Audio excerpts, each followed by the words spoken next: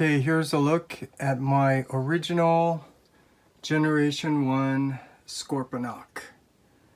So let's just take a look at the figure. So you can see it's a base mode with all these added parts to it. And I just want to make a comment real quick that this is a major parts former. And down here we have his 4 cannons that has no place to attach in his base mode. And down here we have Lord Zarek and Fast Track. So this is the original G1. So now let's just go over some of the features in base mode. So here we have this little ladder thing, which I don't know what it's for. I think it holds like a Micromaster or something. So you could just kind of pretend when you're playing with this playset. And then on this side you have like a repair station of some sort with some claws right here and I don't know, some kind of electrical thing. And down here we have opened up, we have his missiles. You know, it opens up, shoots missiles on both sides. So that's kind of cool. And then these towers, whatever they are, the shield forms a tower, his claws form a tower, and then the guns, they separate and attach on both sides to form like an imaginary tower of sort. And let's show you here one of the features you get is Fast Track. Can go up the ramp and attach up here, and there's a button that you push and there you go. You can play around with Fast Track like that if you want. So I think that's all the features in base mode, but you know, this is like it has a ramp, so it has like a, I don't know, when you close this up and you can have it roll down. So yeah, I just realized that right now this ramp does not work with this ladder thing. Same thing on this side. So you're gonna have to remove them to actually use that feature. But anyways, that's a quick look at the base mode. So now let's take a look at his tech spec. So here you can pause and read it if you're interested.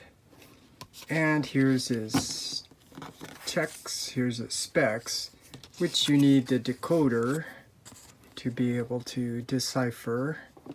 And he looks like he's kind of a smart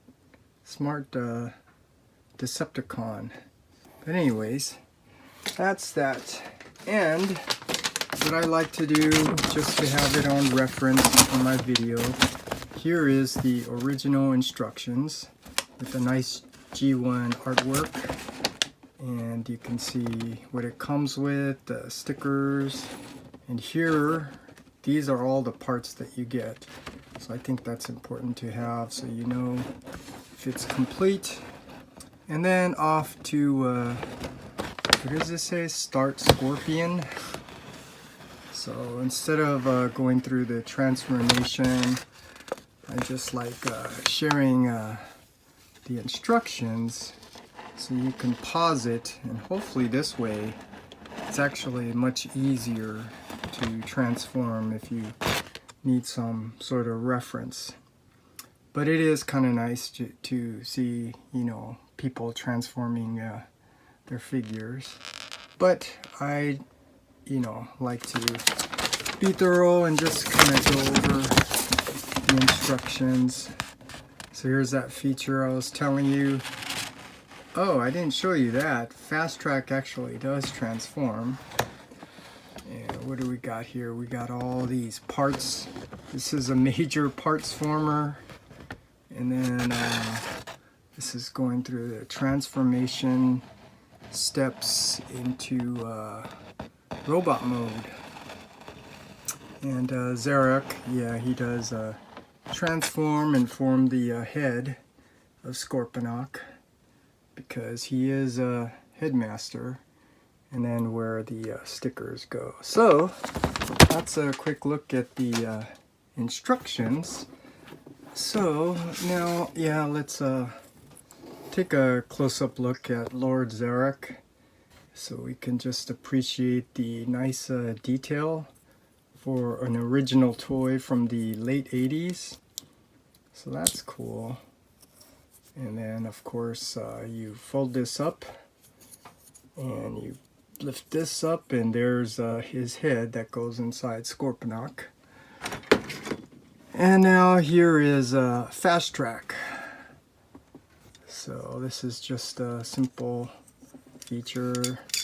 It does roll, and it's pretty simple transformation. You just extend all this out, lift up the feet, bring this down, and this is just, and he's holding 2 guns that can come off. So here is Fast Track, and I'm just kind of curious, how does this look compared to the Siege version, the upgraded version? So here's just a comparison so you can see where they based that off of. Obviously the newer Scorponok and the newer Fast Track is definitely much better, especially with the DNA upgrade set. But this is not what this video is about. This is about the original G1 Scorponok. So here's a look at him in base mode with the accessories. So now let's transform him into Scorpion mode.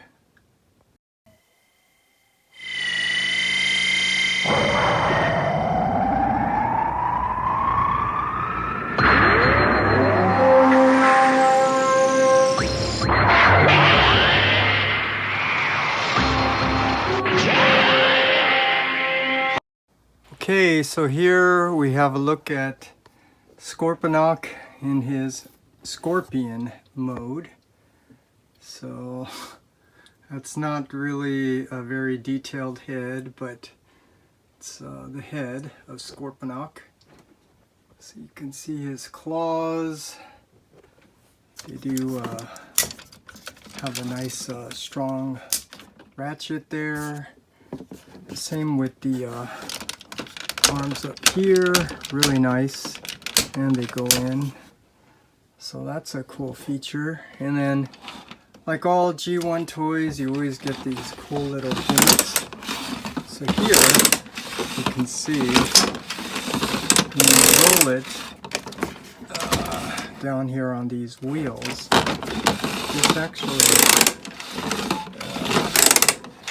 does roll. I don't know why this one's a little hard. Maybe it's yeah, it's the surface of my thing. So you can see here when you roll it, or maybe this is, yeah, they do kind of go up and down after it gets past that little click here. So that's a cool little feature that you get with this figure. I'm just taking a look at the other side. Yeah, same thing. There's like a ratchet in there that you always have to pass before it resets. But that's a cool feature that you get with the original G1 figures. And then up here you have a little housing for the Headmaster. So let's transform Lord Zarek back to Lord Zarek. If I can bring his head down. Okay, it's and then let's see if we can it doesn't really fit in there very well. So let's see. Yeah, I think you have to figure out how to get him sitting in there like that and stay in there. So here's a look at him, and so yeah, let's take a look. The side view. This is really cool. Not just the nostalgic feel, but the colors, the purple, green, orange, gray. It's really cool. The back, and you have this tail, the stinging thing. So that's just a look at Scorponok in his scorpion mode. So now let's transform him to robot mode.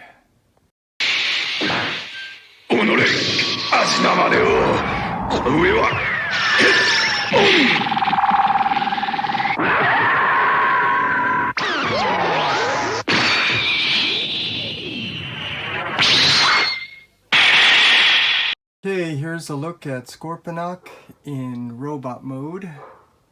So let's zoom in and take a close look at it. This is a really nice looking G1 figure. And you can see I have a foggy mask here. But one of the cool features here is you can open that up to show that he is a very strong and intelligent Decepticon. So that's cool. In this head, there is no articulation, so that's unfortunate. But the shoulders, they do go up and down to the side on both sides. There is no bicep swivel, which is very unfortunate. And you can see they could have easily done that. But there is a elbow bend, if you will, kind of bending the wrong way. And right here we have the legs on the hips. They do go out to the side, and they can go up and down. There is no knee bend unless you hyperextend his knee the wrong way due to transformation. And the foot, there is no ankle rocker, but there is the foot does point down, which doesn't help with anything. So that's a look at Scorponok in robot mode. And one of the biggest issues I always had with this is when you put him next to Fortress Maximus, he's just too small. But later on, a third-party company did make a larger Scorponok, which looked really nice because it looked like the cartoon, but it didn't transform, so I never got it. And then there is now the War for Cybertron Scorponok, which is a really nice figure, especially with the DNA upgrade add-on kit. But I never got that because I would feel really awkward having it without having all of the other mainline figures for season 4. And then the big other problem is, what would I do with this one when I have the War for Cybertron? So you just have to accept the way that things are made and given to you. So anyways, that's a quick look at my G1 Scorponok. Autobots, prepare to feel the sting of Scorponok!